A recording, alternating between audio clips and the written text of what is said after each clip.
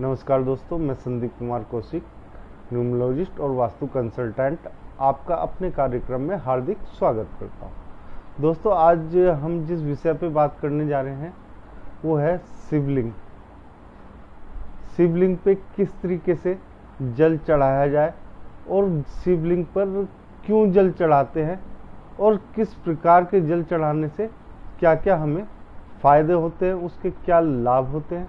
आज हम जो बातचीत करने जा रहे हैं, जिस विषय में हम बताने जा रहे हैं, वो यही विषय है। दोस्तों, जिस समय समुद्र मंथन हुआ था उस समय समुद्र में से विष भी निकला था। उस विष को भगवान शिव ने धारण किया था। तो धारण करने से उनके शरीर में इतनी गर्मी पैदा हो गई कि उस गर्मी को शांत करने के लिए शिव जी के ऊपर जल चढ़ाया गया। जल चढ़ाया गया तो उससे शिव जी के अंदर जो विष आया था, उसकी गर्मी आई थी, वो उस पानी से शांत हुई थी। तो इस कारण से शिव जी के ऊपर जल चढ़ाया जाता है। जल को हमेशा एक धार में चढ़ाना चाहिए, एकदम से नहीं चढ़ाना चाहिए। धार जो होती है, आपने देखा होगा कि शिव जी की जो शिवलिंग होता है उसके ऊपर एक कलश होता है जिसमें से पानी टपकता रहता है बूंद बूंद करके, या एक धार के रूप में। तो जब भी शिव जी को जल चढ़ाया जाए तो वो एक धार के रूप में चढ़ाया जाए। दूसरी बात यह है कि शिव जी को जो हम जल चढ़ा रहे हैं, ठीक है, उस जल में कभी भी जो उसका पात्र होता है उस जल का, उसमें हमें कभी भी स्टील के बर्तनों का उपयोग नहीं करना चाहिए। हमें हमेशा जो है तांबे का, कांसे का या चांदी का जो लोटा होता है, कलश होता है, उसी से हमें अभिषेक करना चाहिए, जल का अभिषेक। दोस्तों, चंदन का लेप भी शिवलिंग पे इसी कारण से लगाया जाता है कि जो उसके अंदर की गर्मी होती है उसे कम किया जाए। शिव जी अपने ऊपर चंदन के जो लेप लगाते हैं शिवलिंग पर, उन पे उनकी विशेष कृपा रहती है। एक और बात है, हमेशा जब भी शिवलिंग पे जल चढ़ाएं तो जल जो है आपका मुख उत्तर दिशा में हो, इस बात का हमेशा ध्यान रखें। उत्तर की तरफ मुंह करके ही जल चढ़ाएं। इसका जो इस तरीके से जल चढ़ाते हैं उसका संपूर्ण लाभ प्राप्त होता है। इसके अलावा अगर हम जल से, खाली जल से अभिषेक करते हैं शिव जी के ऊपर, तो उससे हमारे जो वृद्धि होती है, ठीक है ना, किसी भी चीज़ की, उसमें हमें फ़ायदा होता है। दूसरी चीज़, अगर हम कुसा यानी घास जो होती है, दूब की घास, अगर उससे जल अभिषेक करते हैं तो रोग और जो हमारे दुख होते हैं उनसे हमें छुटकारा मिलता है। इसके अलावा दही से जो हम अभिषेक करते हैं उससे हमें पशु, वाहन और जितने भी इस टाइप की चीज़ें हैं उन सब की प्राप्ति होती है, वाहन जो संबंधित होती है। ठीक है दोस्तों, इसके अलावा अगर गन्ने के रस से हम अभिषेक करते हैं तो हमें लक्ष्मी जी की प्राप्ति होती है। चावल का प्रयोग भी जो हम करते हैं उससे भी हमें लक्ष्मी जी ही प्राप्त होती है शिवलिंग पर चढ़ाते समय। शिवलिंग पर चढ़ाते समय या तो 11 दाने होने चाहिए चावल के या 101, इस बात का हमेशा ध्यान रखना चाहिए, क्योंकि इनकी संख्या हो जाती है 2 होता है चंद्र का अंक। ठीक है दोस्तों, इसके अलावा गंगा जल से जो हम अभिषेक करते हैं शिवलिंग का, उससे हमें मोक्ष की प्राप्ति होती है।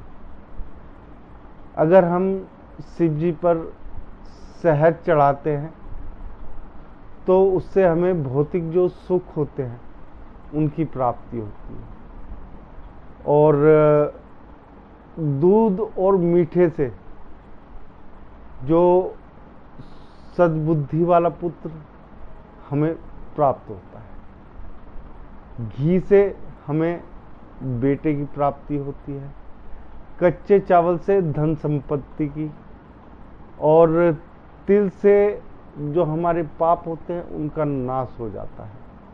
जो के जो दाने होते हैं उसे चढ़ाने से जो हमारी लंबे समय तक परेशानी चली आ रही है वो खत्म होती है। गेहूं चढ़ाने से भी शोक पुत्र की प्राप्ति होती है। गन्ने के रस से संसारिक जो सुख होते हैं उनकी प्राप्ति होती है। इसके अलावा सरसों का तेल चढ़ाने से जो हमारे शत्रु है उनका नाश होता है। इसके अलावा अगर कभी भी एक चीज हमेशा याद रखना, शिव जी के ऊपर शंख या समुद्र से निकली हुई चीजों से अभिषेक नहीं करना चाहिए। कई जगह आपने देखा होगा कि शंख में जल भर करके उससे अभिषेक किया जाता है। ये पूर्णतः वर्जित है, क्योंकि शिव जी को नीलकंठ कहा गया है, क्योंकि जब उन्होंने विष पिया था तो उनका गला नीला हो गया था, जिस कारण से जो मैंने आप सबको बता ही चुका हूँ ये सब चीज़ें, ठीक है ना। तो वो भी शंख भी समुद्र से ही निकला था मंथन के समय। इस वजह से शिव जी के ऊपर जो समुद्र से निकली हुई चीज़ें होती हैं उनसे अभिषेक नहीं करना चाहिए, ना अभिषेक जो होता है उसके समानों में उसे जगह देनी चाहिए। इसके अलावा सोमवार, त्रयोदशी और सावन मास में शिव जी की पूजा जो होती है लाभदायक होती है। सबसे ज़्यादा जो, वैसे तो देखो शिव जी को किसी भी समय आप जल चढ़ा सकते हैं, लेकिन लोग कहते हैं कि शाम के समय नहीं चढ़ाना चाहिए। लेकिन शिव जी जो है उन्हें मैंने अभी बताया कि उन्होंने विष पिया था, जिस कारण उनके अंदर ऊर्जा जो थी बहुत ज़्यादा आ गई थी। इसी कारण से शिव जी के ऊपर जो होता है जल की जो धार होती है हमेशा बहती रहती है, उन्हें ठंडा करने के लिए। तो दोस्तों वैसे तो जो मेन समय होता है सुबह 5 बजे से लेकर 11 बजे तक का जो समय होता है वो सबसे अच्छा समय होता है। इसके अलावा और भी कई चीज़ें हैं जिनका हमें ख्याल रखना चाहिए, लेकिन जल चढ़ाते समय एक चीज़ और होती है, वो ये है कि अगर आपको कोई भी मंत्र जल वाला याद नहीं है, क्योंकि थोड़े से लंबे होते हैं, कई लोगों को बोलने में कठिनाई होती है, तो सबसे अच्छा मंत्र आप लोगों को मालूम ही है कि ओम नमः शिवाय का आप 11 बार कम से कम जाप कर लें। 11 बार नहीं कर सकते हैं तो 2 बार कर लें, क्योंकि मैंने शुरू में ही बताया कि 11 या 101, क्योंकि इनका जो सम आता है वो आता है 2 होता है चंद्र का कारण।